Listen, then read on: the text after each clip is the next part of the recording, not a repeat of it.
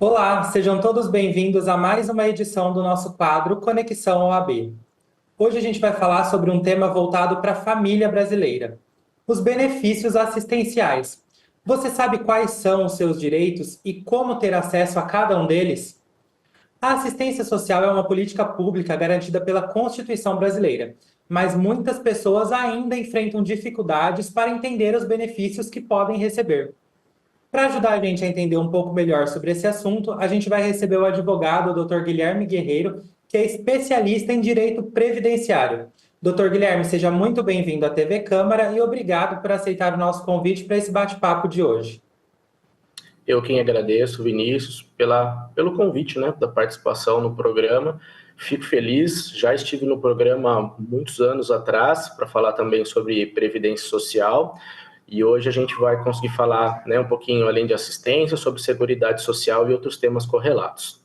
Doutora, eu queria começar justamente com esse tema da Seguridade Social. Você poderia explicar um pouquinho para a gente sobre Seguridade Social e como o Brasil atualmente desenvolve políticas públicas nesse sentido? Correto, Vinícius. Olha, nem sempre houve uma preocupação da sociedade com os infortúnios, como idade avançada, como morte, como acidente de trabalho, invalidez. Essa proteção das pessoas era exercida de modo informal pela própria caridade, por causas de caridade, por causas pias. E com o passar do tempo, por volta de 1890, um dos grandes modelos que influenciaram o sistema de seguridade social do Brasil foi o modelo alemão, instituído na região da antiga Prússia, atual Alemanha, por uma pessoa chamada Otto von Bismarck. E esse político, ele na época criou as bases do que é a nossa seguridade social. E hoje, então, a seguridade social, trazendo para o nosso modelo já, desde a Lei Eli Lopes, a nossa atual lei de benefícios, com reforma da Previdência, mas ainda mantida a mesma estrutura da Constituição de 88, a seguridade social, ela é composta, então, por um tripé de previdência social, assistência social e saúde. Então, a seguridade social nada mais é do que um conjunto integrado de ações de iniciativa do poder público que visam, né, tutelar esses interesses do cidadão, através da previdência, assistência e saúde.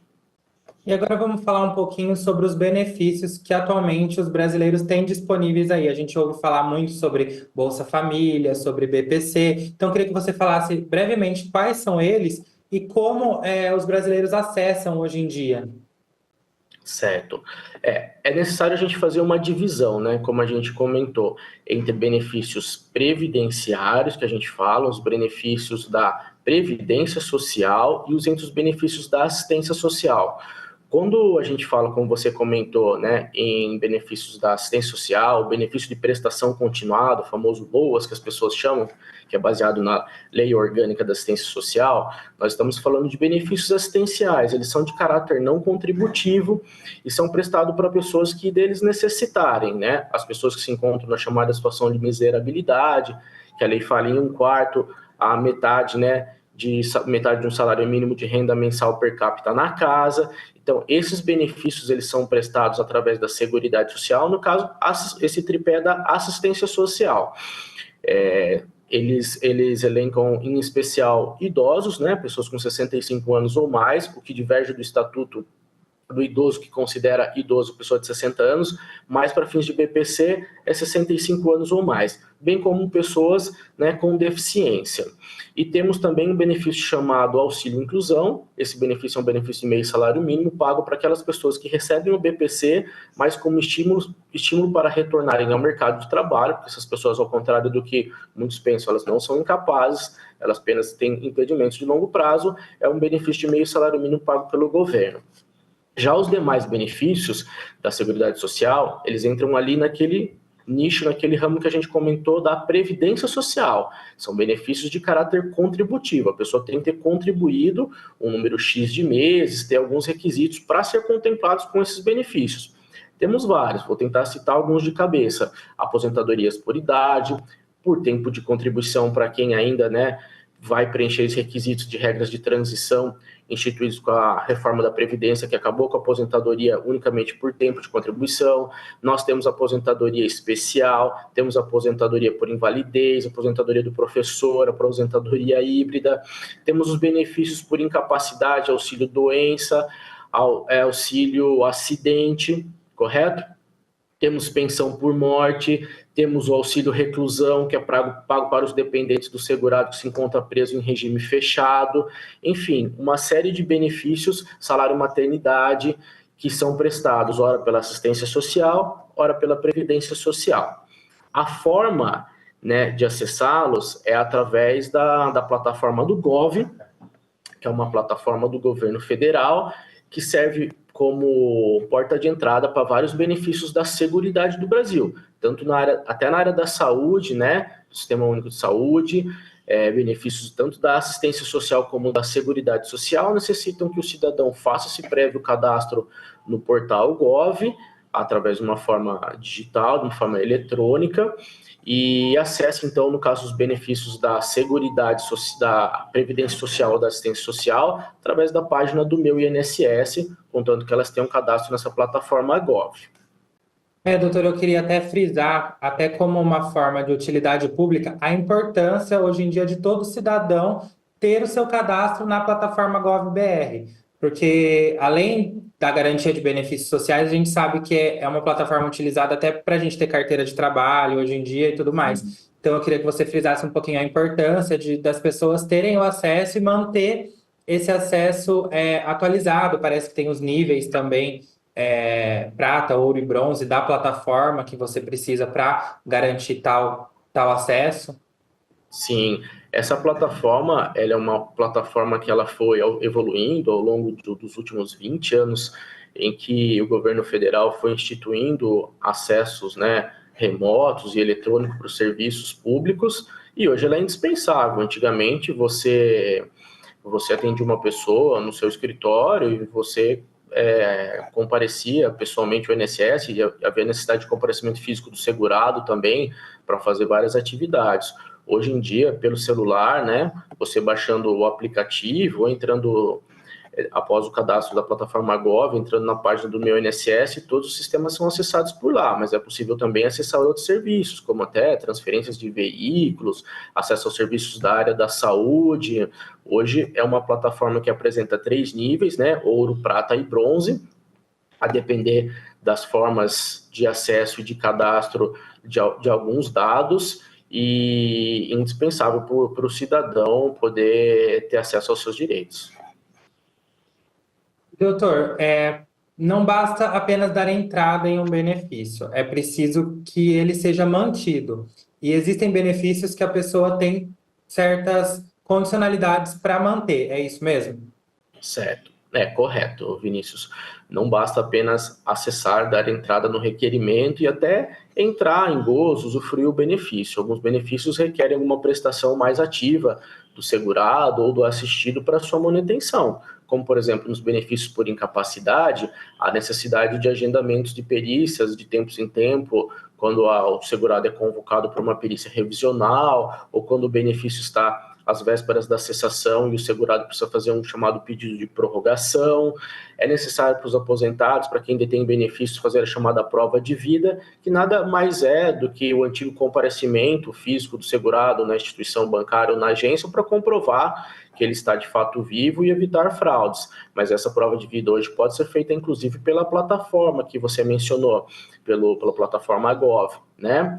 É necessário também, em outros benefícios, você evitar de cometer atos incompatíveis com o benefício em tela que você está recebendo. Exemplifico, no caso de benefícios por incapacidade, como auxílio doença, muitas pessoas acabam acumulando o recebimento do benefício com prestação de trabalho sem registro em carteira. Esse é um ato incompatível, né? Pois o auxílio doença é pago para que o segurado possa recuperar sua capacidade de trabalho e retornar ao mercado de trabalho. Quando a pessoa assim o faz, recebe benefício e exerce atividade remunerada, ela está cometendo um ato incompatível com a manutenção desse benefício e ele pode ser cortado, né? É importante frisar que também nos benefícios por incapacidade, benefícios assistenciais como amparo assistencial ao deficiente, é importante você manter sempre uma documentação médica atualizada, pois você nunca sabe quando pode ser convocado em uma operação de pente fino do INSS para reavaliar as condições que deram origem àquele benefício.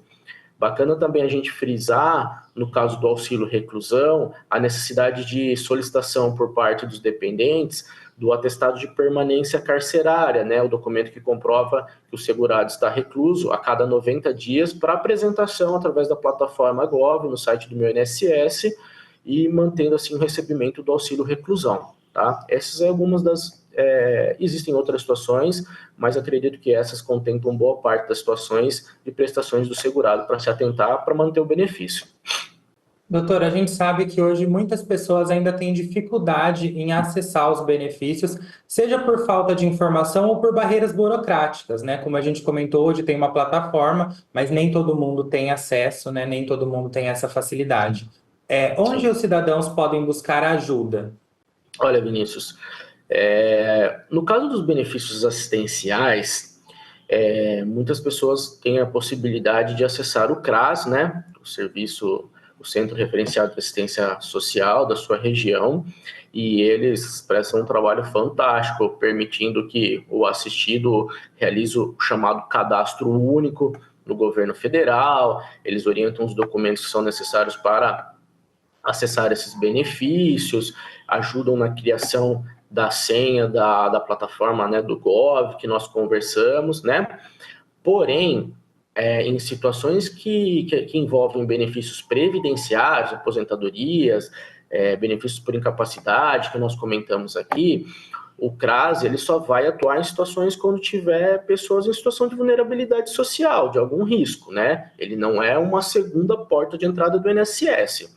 Então, diante da inexistência, por exemplo, em Botucatu, de uma Defensoria Pública Federal, que quem teria atribuição de lidar com essa situação, e diante do convênio da Ordem dos Advogados do Brasil de São Paulo, junto com a Defensoria Pública do Estado de São Paulo, não abranger essas questões, não há uma facilitação como nesses benefícios assistenciais para essas pessoas terem essa orientação, e acabam tendo que procurar advogados de sua confiança para superar essas eventuais barreiras no acesso aos serviços digitais, que a gente ainda sabe que ele tem o benefício de facilitar o acesso, principalmente onde não existem agências do INSS, mas ao mesmo tempo, ainda que muitas pessoas ainda que tenhamos mais celulares no país do que pessoas, ainda assim, né, temos pessoas com muitas dificuldades, né, de acesso ao meio digital, que infelizmente, pelo menos aqui na nossa cidade, acabam não tendo essa contrapartida do Estado. E, doutor, como você enxerga o papel desses benefícios sociais na transformação mesmo do brasileiro e da cidadania, né, em um país como o Brasil? Certo. Olha, eu como advogado previdenciarista, né, especializado na área, atuando há quase 20 anos com essas questões, eu não posso deixar de ter uma visão de que as prestações da Seguridade Social elas são indispensáveis para a concretização de direitos previstos na própria Constituição, direitos sociais previstos no artigo 6º, né?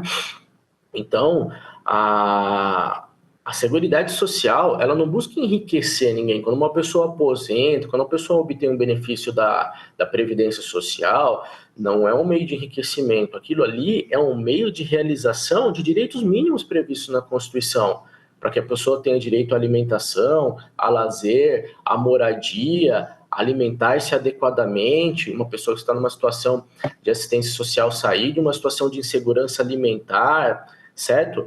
Então, essas prestações são indispensáveis para a realização de objetivos previstos na nossa própria Constituição.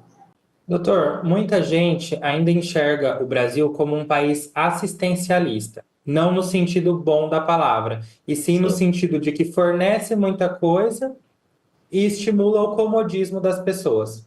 Eu mesmo, antes de trabalhar aqui na Câmara, trabalhei na assistência social da minha cidade e eu ouvia muito isso, que a prefeitura, né, dá muita coisa. Como você enxerga essa questão? Olha, eu discordo veementemente respeito àqueles que pensam de forma contrária, mas eu discordo. tá? A função da Seguridade Social, se não fosse muito bem definida na nossa Constituição Federal, eu trago para você o exemplo da pandemia recentemente que nós passamos. Se não fosse a saúde, que é um dos componentes da Seguridade Social, né, prestada de forma universal, de forma gratuita, né, igualitária, muitas e mais vidas teriam sido perdidas na pandemia se essas pessoas não tivessem acesso ao SUS, né? Só para parar para pensar isso. Outra situação, a assistência social, se não fossem os benefícios, né? Então mudaram de nome, auxílio emergencial, depois mudou de nome, mas se não fossem esses benefícios também da assistência social através do benefício de prestação continuada, os benefícios que foram prestados na pandemia, muitas pessoas teriam passado todo tipo de necessidade, certo? Por conta do fechamento que nós passamos. Então, eu discordo dessa questão do comodismo. É lógico que nós não podemos nos apegar a valores absolutos, nós não podemos achar que nós temos um sistema perfeito que não necessita de reparos, né? Recentemente, me surpreendi, me entristeci com a notícia de que milhões de reais, né, conforme divulgado pelo Banco Central, eu tenho os números aqui, 3 bilhões de reais do Bolsa Família, gastos via cartão do Bolsa Família, foram utilizados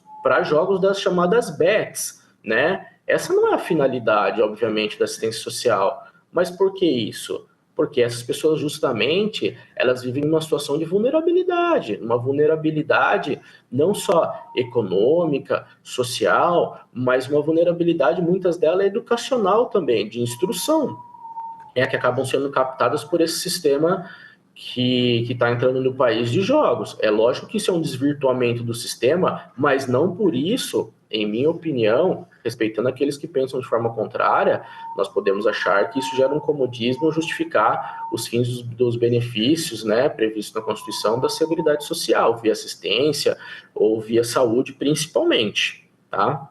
Ô, doutor, e vamos falar um pouquinho sobre a fiscalização desses benefícios, já que você tocou nesse assunto. A gente sabe que existem muitas pessoas que acabam utilizando da má-fé para receber esses benefícios. E essa questão, como que o senhor avalia atualmente aqui no Brasil?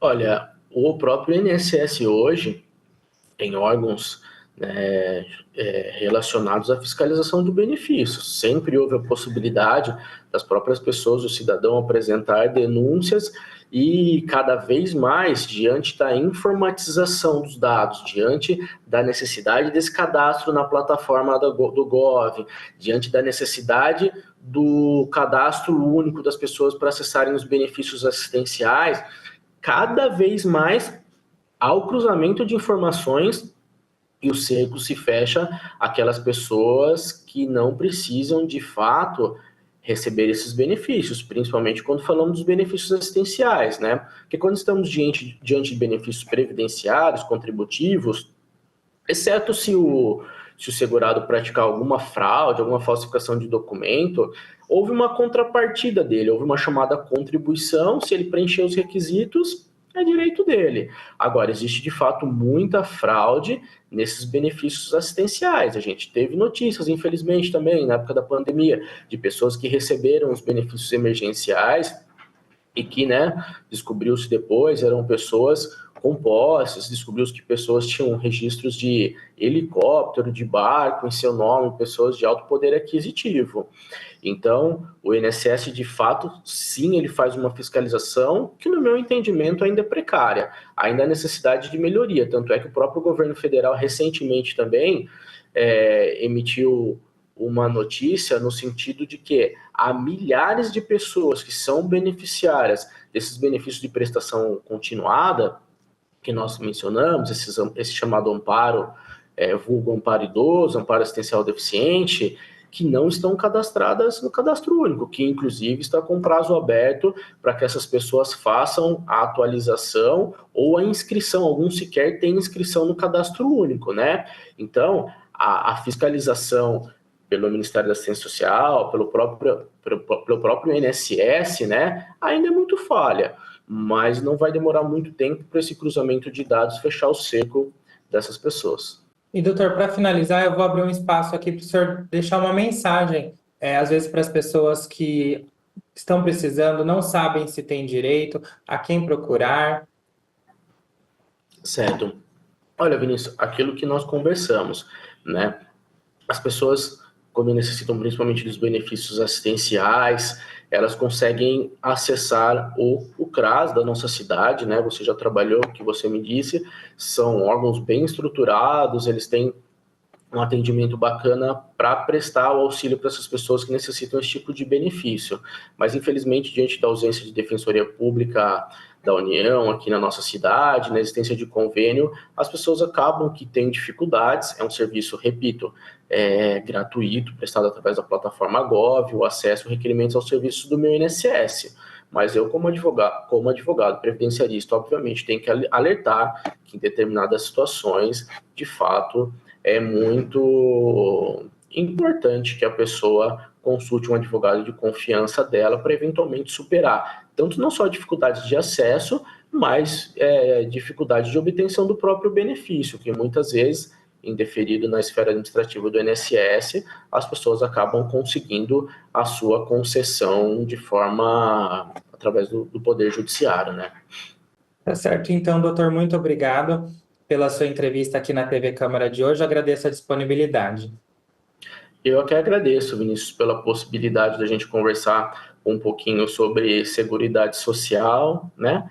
E tecer considerações aí sobre forma de acesso e outras questões bacanas que foram abordadas aí na inteligente pauta montada por vocês. Parabéns pelo programa e sucesso. E o Conexão OAB de hoje conversou com o advogado previdenciário Dr. Guilherme Guerreiro sobre os benefícios assistenciais. E você que está assistindo o nosso programa pode participar sugerindo pautas para as próximas edições. É só escrever para o e-mail que está aparecendo aqui na legenda do vídeo. O Conexão OAB de hoje vai ficando por aqui. Não deixe de acompanhar a Câmara de Botucatu nas nossas redes sociais. Até a próxima!